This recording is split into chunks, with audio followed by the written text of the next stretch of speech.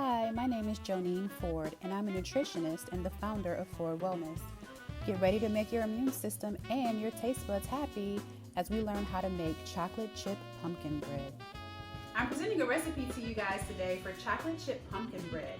It's really great and yummy and delicious. It's really right on time for the holiday. And another benefit is that it packs a really powerful punch for our immune systems. In order to make this recipe work, you're going to need the following ingredients.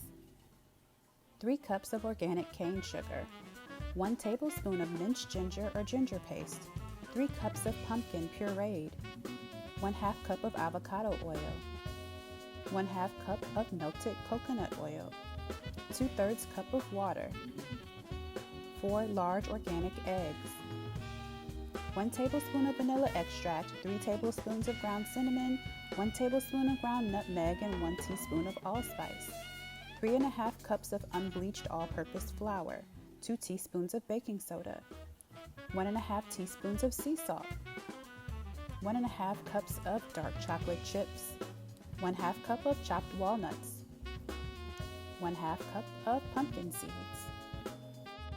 One of the main reasons why this recipe is beneficial for our immune systems is because pumpkin contains lots of vitamin A. People who have a vitamin A deficiency tend to have lower functioning immune systems. Getting vitamin A has been shown to help boost our immune system function. Pumpkin can be a really good way to get extra vitamin A. This recipe gives you about 50% of the vitamin A that you need in an entire day just in one serving.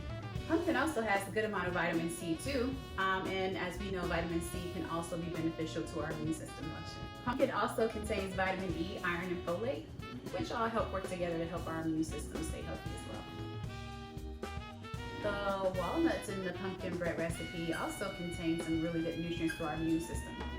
Things such as copper, vitamin B6, and vitamin E can all help with immune system functioning as well. Coconut oil that we used in today's recipe also has some really good properties for the immune system.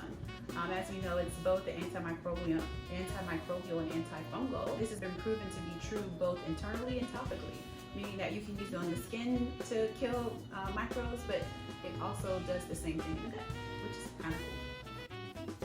Here's the most important part, how to put it all together.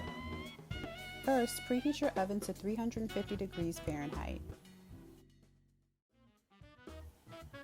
When baking, it's especially important to measure out each of your ingredients before you start with the mixing process. This is really important in baking because there are lots of chemical reactions that take place, some of which can mean the difference between a light and fluffy moist bread or a really hard and dense compact bread.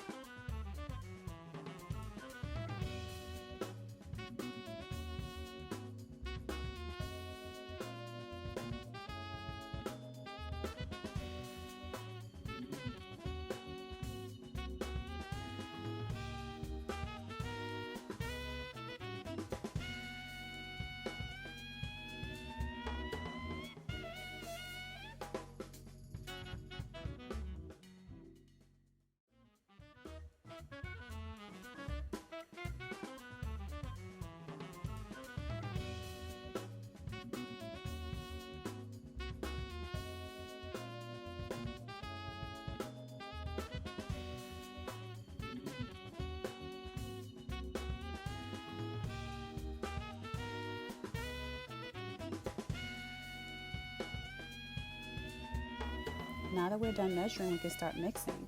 So our first step is to grab a large bowl and to combine the sugar, ginger paste, pumpkin, the oils, the water, the eggs, and the vanilla, and beat until it's smooth.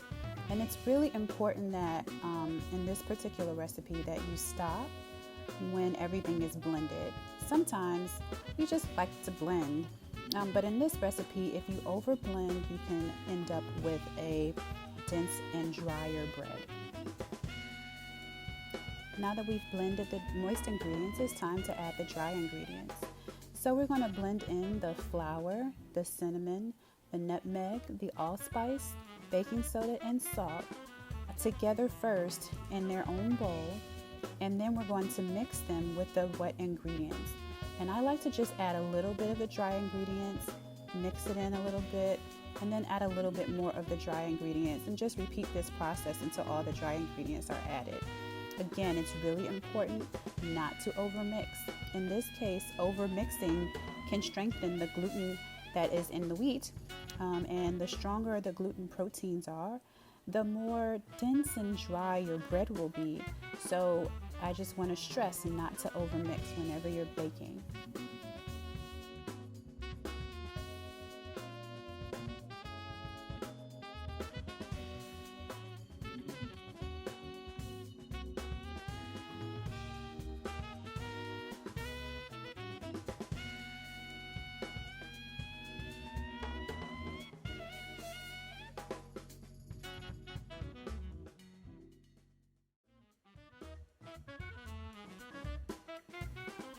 Now it's time to fold in our other ingredients. So we still have chocolate chips and walnuts to add to our bread batter. With this, you want to use a rubber spatula and use a folding technique, which basically means you go from the bottom of the bowl to the top and you fold in the ingredients to the batter.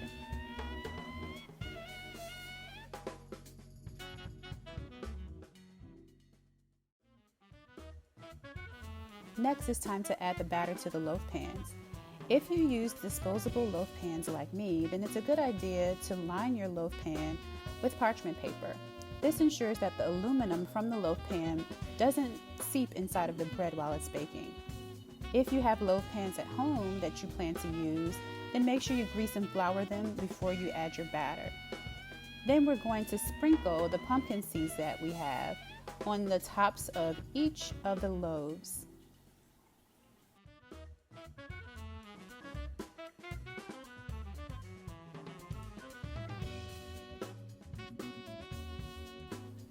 We're going to bake our bread for 45 minutes or until an inserted knife comes out clean. I find that it generally takes about an hour to an hour and 15 minutes, but your baking time will depend on your altitude. Thanks for watching, guys.